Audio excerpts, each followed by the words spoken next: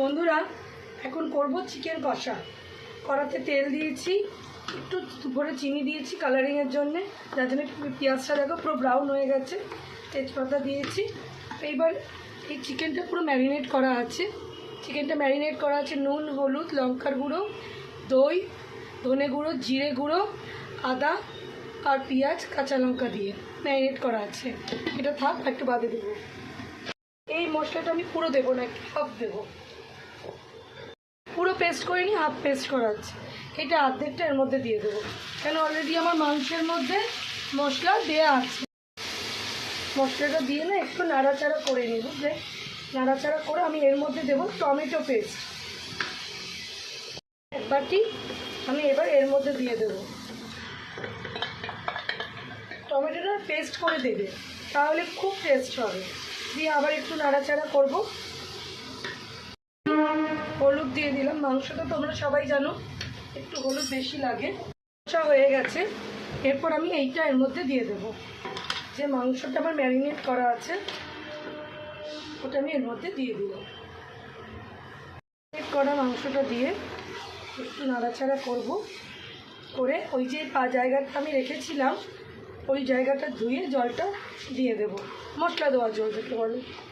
এইবার এই মশলা দেওয়া জায়গাটার জলটা, যেটা আমরা মেয়েরা করে থাকি, প্রত্যেক মেয়েরাই আমরা এটা করি, তো এটা দিয়ে আমি না আর একটু নাড়িয়ে দেবো। নুন কিন্তু এর মধ্যে দেওয়া আছে, তো এই মুহূর্তে নুন দেবে না। নুনটা দেখে নেবে কার কীরকম লাগে। নুন ঝাল মিষ্টিটা পরে চেক করে দেবে। এবার ঢাকাটা দিয়ে দেবো। ও নিজের মনে হতে থাক, আমি একটু বাদে দেখবো কতটা কী হলো। এবার দেবো গরম মশলা, বাড়িতে বানানো গরম মশলা। এটা আমি নিজে বানাই, এটা আমি একটু আগেই দিলাম, কেন গরম মশলার গন্ধটা সব দিকে উঠবে, ওই জন্য দিলাম। দিয়ে একটুখানি নেড়ে এবার আমি এর মধ্যে দেবো চিকেন মশলা। যেহেতু দই মাখানো আছে না, তো খুব তাড়াতাড়ি এটা মানে সেদ্ধ হয়ে গেছে, বুঝলে? আর এর মধ্যে একটুখানি নুন আমি চেক করে এবার দেবো, লাগবে তাই আমি একটু নুন দিই। দেবো এভারেস্ট চিকেন মশলা। এটা দিলে একটু টেস্টটা বেড়ে যাবে, তাই এবার অ্যাড করবো এভারেস্ট চিকেন মশলা।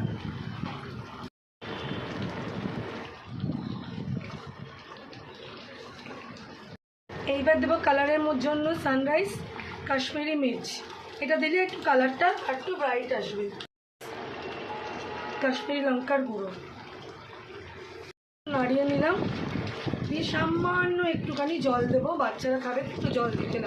হয়ে গেছে। এইটুকু গ্রেভি আমি রাখবো, কারণ আমার তো এতগুলো লোক খাবে, তাই জন্য এবার নামাবার আগে একটুখানি ধনেপাতা দেবো। এই সেমি গ্রেভিটা করবে গরম গরম ভাতে দুপুরবেলায়, খুবই ভালো লাগে খেতে। দিয়ে একটু নাড়াচাড়া করবো। একদম ধনেপাতা ফিনিশিংয়ের সময় দিলাম, যাতে গন্ধটা খুব ভালো আসে। চিকেনটা রেডি। এবার আমি গ্যাসটা বন্ধ করে দিলাম, ইন্ডাকশানটা বন্ধ করে দিলাম। বন্ধ হয়ে গেলে নামিয়ে ফেলবো। এবার না কি সুন্দর টেস্ট হবে না, খেতে দারুণ লাগে। তো হয়ে গেল আমার চিকেন রান্নাটা। দেখো খুব সুন্দরভাবে করেছি। যদি ভালো লাগে রান্নাটা এইভাবে করো, একটা লাইক কমেন্ট শেয়ার করো। আর কার কার চিকেন পছন্দ একটু জানিও। আমার গলার অবস্থাটা ভীষণই খারাপ, আমার কথা বলতে হয়তো একটু অসুবিধা হচ্ছে, অসংলগ্ন লাগছে, কেন আমার গলায় আওয়াজ বেরোচ্ছে না গো। তো এইভাবে রান্নাটা করো, খুব ভালো হবে, চটজলদি হয়ে যাবে। ভালো লাগলে লাইক শেয়ার।